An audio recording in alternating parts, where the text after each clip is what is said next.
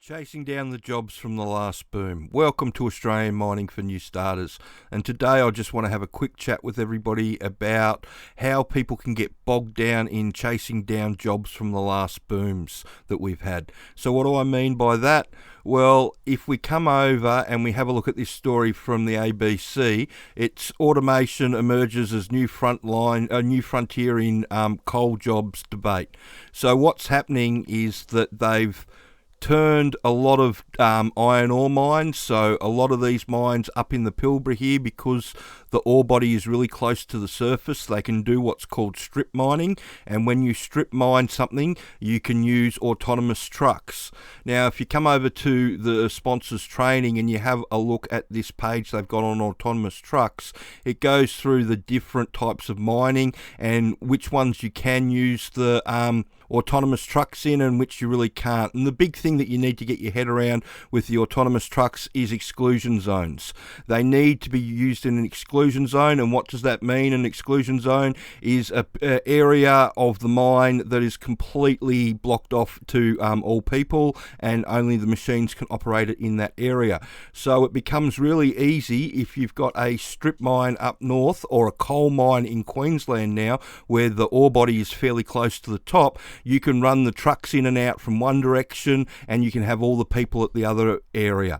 Now, this doesn't apply to open pits that have only got one way in and one way out, because obviously you can't use an exclusion zone there. And the other area it doesn't really apply to is hard rock underground mines, where you've only got one decline in and one decline out. And the ironic thing about that is that all the driverless trucks on the surface all come from the bogger underground. So for underground, they've been using boggers. The underground loaders have been driving themselves from the stopes to the stockpile since 2006. And that's where all your original technology for the surface came from. Now, my views on it is that, it is what it is. It's not going to happen in hard rock underground for a very long time, just because it's not practical to do so. I can't see the mines department letting people drive around these big autonomous trucks anytime soon, so removing that exclusion zone. So while exclusion zones are in place, it'll only be the strip mines that'll be able to do it. But just to give you an idea, BHP started their 5-year plan about 2 years ago, and at that stage they had 6,500 people on site up in the Pilbara, up here. And their goal over the next 5 years is to reduce their sites from 6,500 people on site to 800 people on site, with another 1,000 people working in basically what is a call centre in Perth, operating the driverless trucks from there. And that's the way that they're going to try and reduce wages. So they're going from 6,500 down to 800. So do you really want to be getting into that sort of industry at the moment? And that's what I'm trying to steer people clear of iron ore and coal, because if you're in it already, it's all well and good. But if you're just coming into it now, it's not going to be that great a ride. There's not that much money in it anymore, and they're trying to look to replace people as much as they can with the autonomous trucks where they can. Whereas with the open pits and the underground, they can't really do that as much. So the moral to the story is that if you want a job in the current boom, you need to go where the employers are actually having to hire at the moment, and that's hard rock underground. So if you type underground into Seek or exploration, you'll see all the jobs come up, and you don't have to go very far to see nipper and truck jobs. A lot of these jobs will ask for experience. That's more of a wish list than anything else. Most of these jobs are going to have to be filled with new starters, just because there aren't enough people around.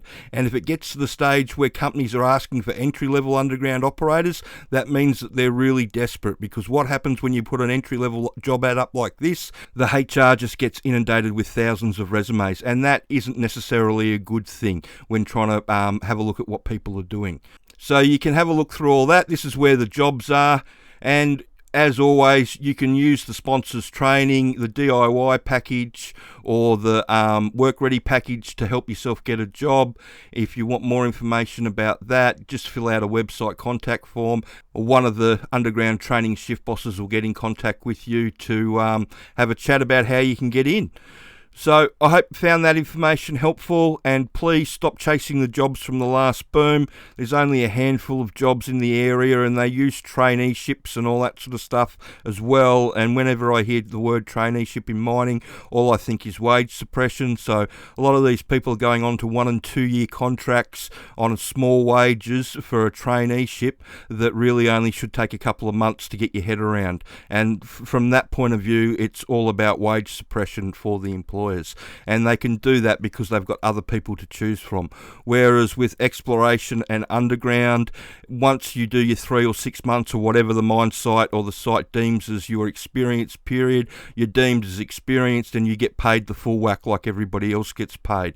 That's what I like about that side of the industry, that they that once you learn what you've got to learn and you prove yourself, they'll start paying you straight away. So I hope you found that information helpful, and if you could subscribe to the channel and like the video, that would be wonderful. And if you've got any more questions, just please send them through. Thanks.